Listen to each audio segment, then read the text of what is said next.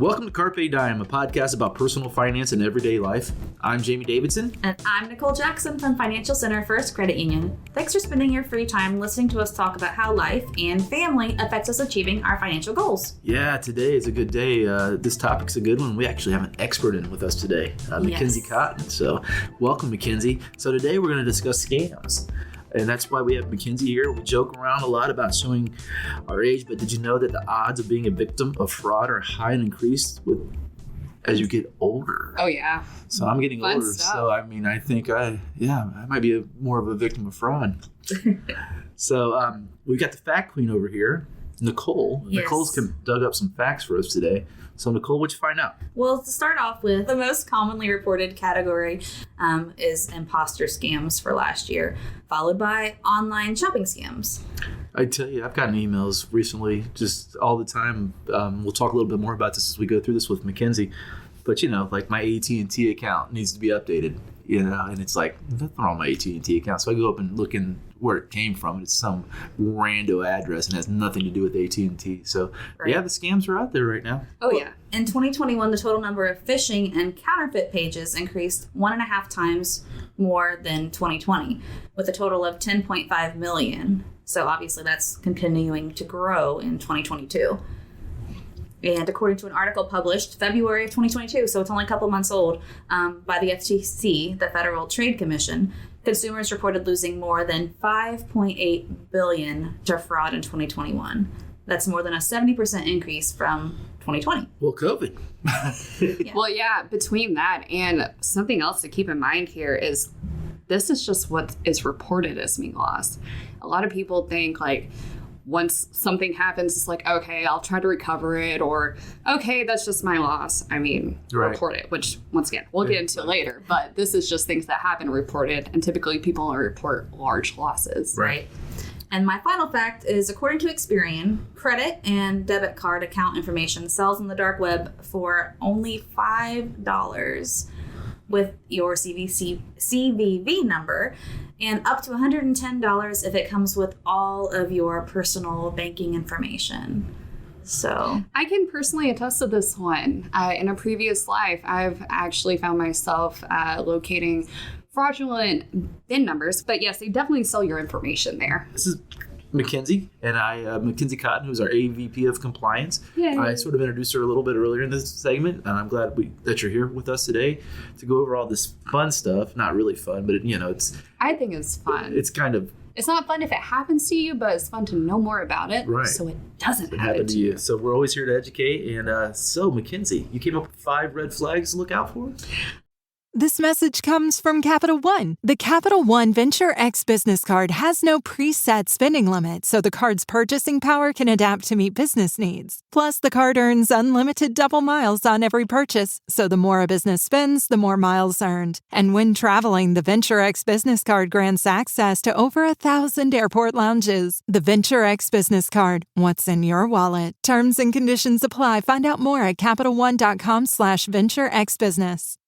I did. There are some different types of scams that can happen. There's more common ones than others, such as the shopping scam. Another big one that we see going on right now is a romance scam. I just met you on the internet, and I want to meet up. We're having a great conversation. It seems like you're a perfect person, but there's always an excuse. There's a reason you can't meet up. You have X amount of things that need to be done before we can, or you live in, let's say, Nigeria. And you need money to come over here to meet me. why is it always Nigeria? So, okay, I actually know a little history of this, just a little bit. The Nigerian prince dates back pre-electronic mail. People used to actually receive letters in the mail from someone claiming to be the Nigerian prince and send them money. I'm not even kidding, guys. This is predated back to emails. That's crazy. Right. So, I actually just found that out a couple weeks ago during one of my webinars. So, going with romance scams and me making a comment like, oh, you seem like the perfect person. Mm-hmm. If something, first red flag is something sounds too good to be true, It might be. It probably is, Yeah. right? Probably It probably is. Yeah, the chance that you've got a Nigerian prince contacting you, right? Exactly. Yeah. Or if someone claims to be some type of pope, I mean, come on, guys. One of your first red flags should be, okay, does it sound realistic? If it doesn't, it might not be. Another common one with this has kind of become more known, so a little bit more people are aware, is under too good to be true. If someone is saying, okay, if you give me X amount of money, you're going to get, 3 times that in returns. There's low risk on this investment, blah, blah, blah. Guys, that's a sign of a Ponzi scheme. We don't do those. Ponzi schemes, pyramid schemes, good stuff, right? So many fun things. That was also including my webinar, which was super interesting because I went back to the whole backstory of how Ponzi schemes came to be. And that's exactly what happened. People would just invest all this money to this guy and they would actually see the returns. But since they saw such high returns, they would turn around and reinvest all of their returns. And then come to find out, they wouldn't get any of it back. It was a bunch of fraudulent scams, all this, that, the other. So yes, be aware of that too. If someone's like, hey, if you give me a lot of money and I'm going to go do this and you're going to get 3 times back, please don't. And if it sounds too good to be true, guess what? It probably is. Yes. Yes. Very, very accurate. Going back to pressure to send money. So, for instance, if I meet someone online and they're like, hey, send me money now. And you're just like, and let's say that you think this person is real. You, for some reason, have a valid reason for thinking this person really exists. And they get really mad if you're like, okay, you know what? I can't send the money right now. I need to wait till next paycheck. Guys, that's another red flag. If someone is pushing you, I need this money. I need it right now. Yeah. I think it's funny because we're not J.G. Wentworth, guys. Yeah. So yeah, right. I think about that because I won't give money to people like family members when they ask. So the idea that somebody online is going to ask me for money is just kind of funny, but really it happens to so many people. Yeah. And nowadays, when you do, like you said, wiring, and you've got the apps out now, the Venmo and everything like that you can use, it just gets deeper and deeper and deeper. And big deep breath on that one. Oh, yes. Big deep breath on that one. Anyway, so yes, if someone is pressuring you to send money and or for instance, if someone contacts you and is like, hey, I need this X amount of money to be able to fix your car or something of that nature. Or let's say another big popular one that has recently happened is for business or employment scams. If someone, contacts you, tells you about this great opportunity, flexible schedule, you can work from home, et cetera, but they try to make you, and this is going to lead into red flag number 3, they try to make you pay for all the equipment up front before you start. Right. Then guys, that's another red flag. It's a red flag. That's another red flag. So many red flags. If anything that requires you to send money up front, whether it is to receive, a certain prize. If you get a prize, it's a prize. You shouldn't have to pay for it. You shouldn't have to pay for shipping, delivery, anything like that. It's a prize. Yeah, the big one is they send you the check and tell you to deposit it, and then send them the money back, and they'll send you the rest of the money. Yes. I see that one happen a lot at the credit union. I've seen. Oh yeah. It's not a lot, but I've seen it happen. Attempted to happen. Absolutely, yeah. I mean, those can be so tricky. And then a 4th red flag to kind of keep in mind is if someone is asking for your personal information, guys, please don't give people your social. Please don't give people your account number, your credit card number. Because you shouldn't be giving anybody that information. Correct. Ever, right? I mean. Now, I want to clarify on this a little bit, though, because I had a member last week that was upset because they had contacted us and was talking about their account, and we wanted them to verify the account. Well, why are they asking me this information?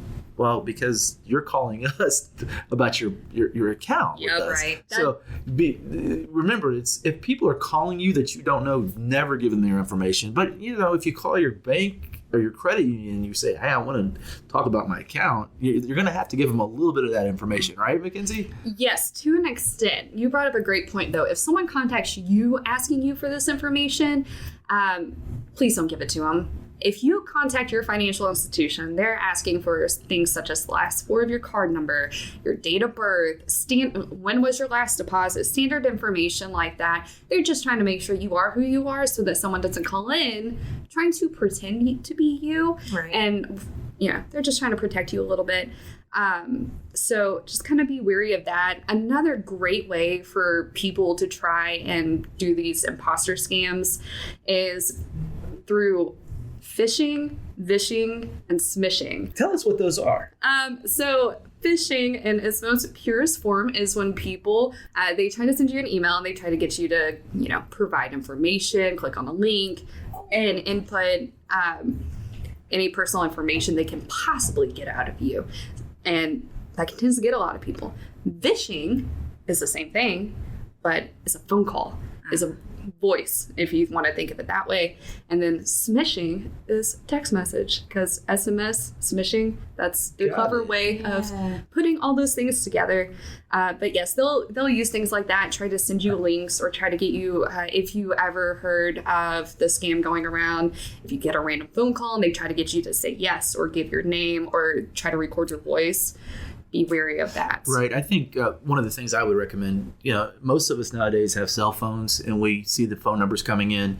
If you don't know the phone number, don't answer it. If it's somebody that's calling you that is legitimate, they're probably going to leave you a legitimate message. Right. Yes. And if the text comes in that you don't understand who that's from or what that's from, just delete it. Delete it. Don't click on it, guys. Please don't click on it. And, I think I sort of said earlier about the AT&T one.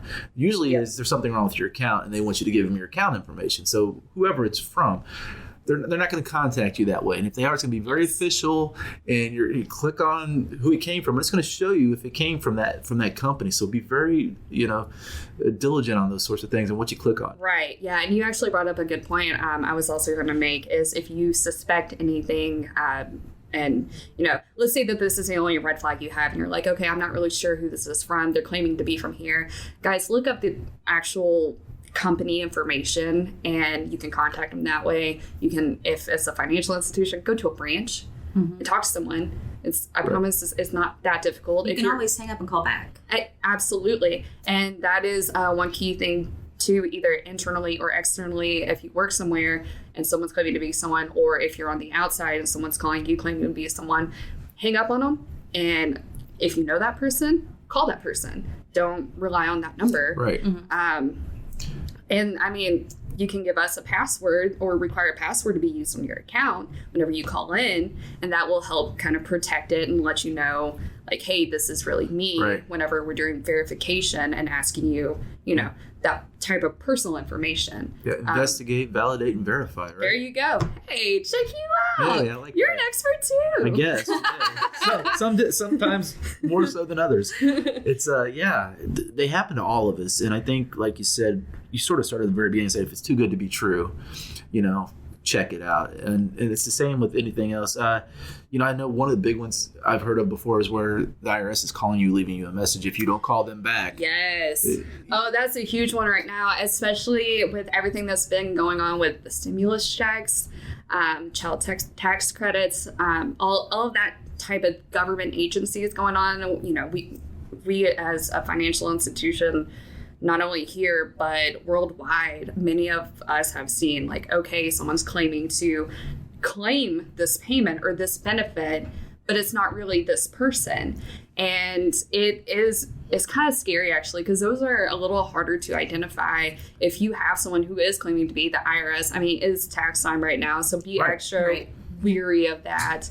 And then once again, validate it. Like, okay, supposedly that's the IRS. Let me go back and see is it really the IRS? Let me get on the IRS website. Because here's the thing, guys. On top of that, at the end of the day, IRS has all your information. They're not going to ask. They're not going to call and leave you a message and ask you. Right. That's a great point. And that kind of leads me to my last red flag I have here. And if it feels off, if it feels wrong, and you get some kind of tingly feeling whenever you talk to someone, and it's like, I don't know, that hesitation, please don't do it. Go back, double check it, make sure it's actually valid. And then that might prompt another one of the red flags, such as, okay, if you start hesitating, you start questioning it, and they start to get irritated because you're not doing what they're asking you. Goes back to the previous red flag of pressuring you to do things. Don't trust do it now, quickly now. Yes. The faster you get it done, the more you're going to get from it. So always slow down, trust your gut. I've seen a lot of different ones, obviously, in the industry, and it's just they come at you all different ways. And like you said earlier, the older you, Nicole, you were saying, the older you get, right? Right. Are you getting old, Nicole? Not as old as you, but Yeah. Have you been getting more the older you get? No, but I think to my mom, this happened about a month ago. She had been contacted by a hospital. Yeah. And that she owed over $500,000. And she's freaking out. And I said, have you been to that hospital? Well, no. Mom, you can't owe somebody if you've never been to that hospital. They're trying to get your information. And the thing with my mother is they just got cell phones recently. So I'm trying to teach her, like, because something comes through on text or somebody calls you doesn't mean they, that You they're have to legit, respond, right? So right. it's kind of scary that they're, that people are in that situation where they have to, validate those things. And Oh, yeah. and it creates a lot of stress. What should our listeners do if they suspect one of these things have happened to them? That is a great question. Well, the first thing you should do... I always come up with great questions, by the way. Thank you for pointing that out. You are very welcome. I've noticed that about you. I've noticed it on the previous podcast. You're very great at that. So the first thing you should do is if you catch it beforehand, you're not a victim, but you suspect it, start paying extra attention to the little things. Pay attention to your accounts, right? If you check it only at the statement, whenever you receive the statement, maybe you should start hopping online, checking it a little bit more often, because the quicker you notify us, Yes. if something goes wrong, the better it's going to be for you. Right. Because depending on how long you wait, you could potentially be held liable for some of the unauthorized transactions. And a lot of people don't know that. So always be aware of, your transactions. So start paying extra attention to those.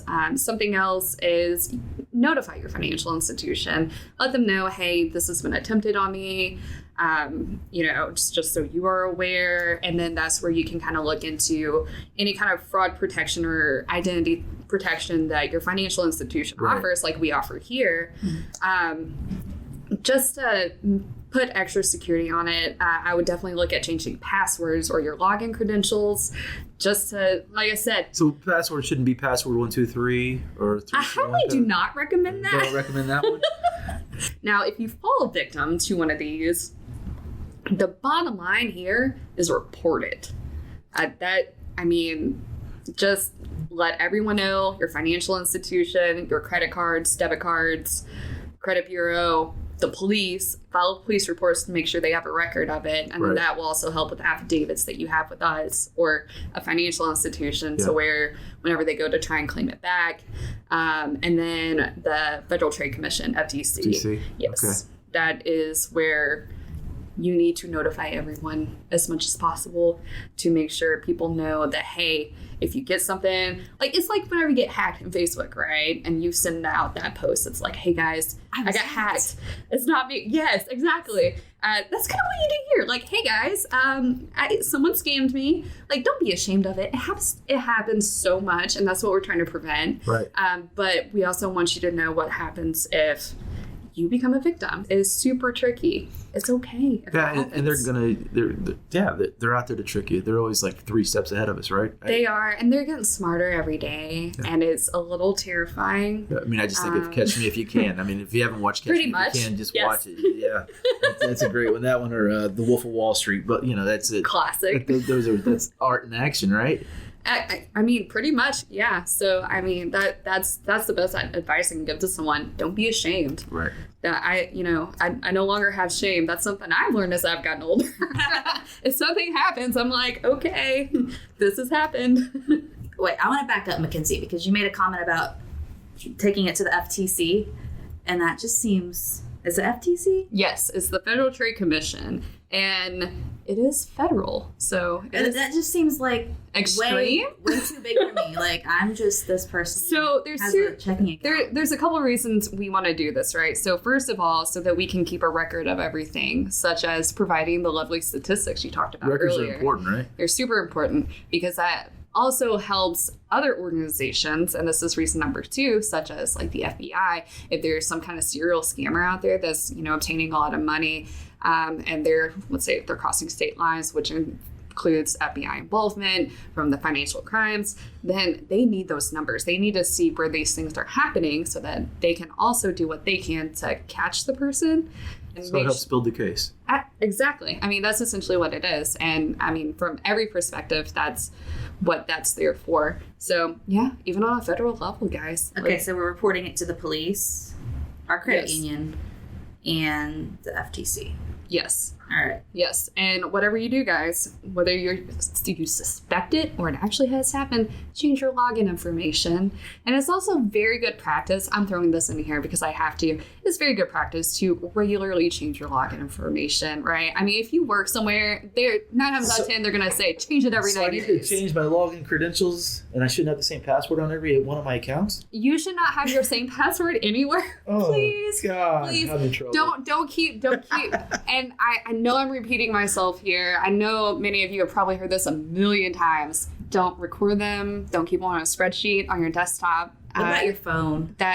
Guys, okay, so here's the thing. There's this really cool thing called a password manager that you can have. You can Google up. Wow. I like that. Google up, gobble up, Google up. Goggle up. No, you can Google different types of password managers that can actually keep your passwords, keep track of them, and better maintain them and keep them secure. What about the biometric thing? What about it? Is it secure? How safe is that? Because, I mean... So with biometric screening, yes, it is definitely more secure than your basic PIN or password, right? Mm-hmm. But here's the thing with biometric screening is depending on your phone and what settings you have, someone can get in your phone and assign themselves a biometric login. And they will then record, because you know how if you go in and you set up your biometric screening for, like, let's say a fingerprint, and it asks, do you want to scan another fingerprint? Someone else can come along and scan their own fingerprint. They're able to get in your phone. And a lot of times phones will have alternative ways to log into it rather than biometric screening. So it's just something to kind of be wary of, and why you don't necessarily want to save all of your information on your phone. I get it. It's very convenient. Just be cautious of that. If someone takes your phone, or if you lose your phone and you know you have personal information on there, your account information, like let's say you have your login information saved for your online banking. Right. Guys, you need contact your financial institution, let them know what's going on. You lost your phone. They're probably going to have access to your login credentials and your online banking, and they will 9 times out of 10 be able to help you out with that and make sure everything stays secure. Very good. So, yeah. That was a lot of information. You're saying all these things, and I'm just thinking everything that I'm doing Guilty? wrong, Yeah. that I need to go back after this. I've got a lot to do after. Don't look at my phone, after this Nicole. Well, the beauty of it is we're not the only ones, right? Right. I mean, you're not the only one that does this, and it takes someone to really bring to light what could happen. And you know, that's actually perfect, because that's a lot, Mackenzie, and thank you for bringing it to life. I think we could probably do this for a couple hours if we wanted to today. Oh, I definitely could. Yeah. Definitely. So maybe we'll do a part 1 and part 2 one day, right? That was, like you said, a ton of information. So let's review what we covered, because that was a lot. So came up with 5 common red flags. She had What are those, 5 Nicole? common red flags. If it seems too good to be true, guess what? It is. It is, yeah. Yeah. If you're being pressured to send or wire money to fix something, don't do that either. Nope. Please don't. If you're being asked to send money up front in order to get something back later, don't do that either. Nope. And if someone contacts you and asks for your personal information, if they're reaching out to you, Don't give don't it. give I it to will them. give my personal information to my mother. If somebody calls me, I mean, come on, guys. If it's not your spouse, I don't. don't. Right. Oh, see, you include a spouse. I don't trust my husband. I'm just kidding. The last red flag that she mentioned was if the situation feels off, trust your gut. Your gut is normally right with that. Yes. Always trust your gut. And you know what? If you think you've been attacked or scammed, what should you do? You should make sure you keep track of everything. Monitor your accounts, your online banking. Always check your statements. Make sure no unauthorized transactions have occurred. Increase your security measures on everything you have, anything that you could have access to. And that includes changing your passwords, your security questions, updating that type of thing. And if you just so happen to become a victim, remember it is It happens to way more people than you think. Remember the numbers we reported earlier, and those are just reported numbers. And with reporting being my key word right now, if you happen to be a victim, report it. Just report it to the police, report it to everyone, report it to the Federal Trade Commission. Let's make sure we catch bad guys. Yes. Right. Tell. See something, tell something. Is that right? Yes. Yes. I think it is don't be embarrassed. Jump on it as soon as possible. Yes. And report it where it needs to be reported. A lot of times you sort of take that pause, and as that happens, more is happening. So yeah, that's great information, Mackenzie. I really, you guys laughing at me. Thanks. You guys, you don't see me, but I mean, I think I'm funny. They're laughing at me. Like, I'm a clown funny. What am I, a clown sitting here? So no, thanks, Mackenzie. In all honesty, this is so much information, and we're joking about doing more, but there are so many more of these we could do. There's so many sections too. I mean, another side you have to think about it, guys. We only covered scams today. That's not including, and this is even just a portion of something that's called non-occupational fraud. This is the tip of the pyramid scheme, right?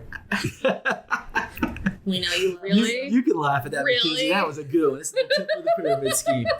So Okay, I I'll want give to you a thank little you. Thank you so much for coming out today. We appreciate all of the information and your expertise, and hopefully we'll see you again. Nicole, thank you today for everything you've done.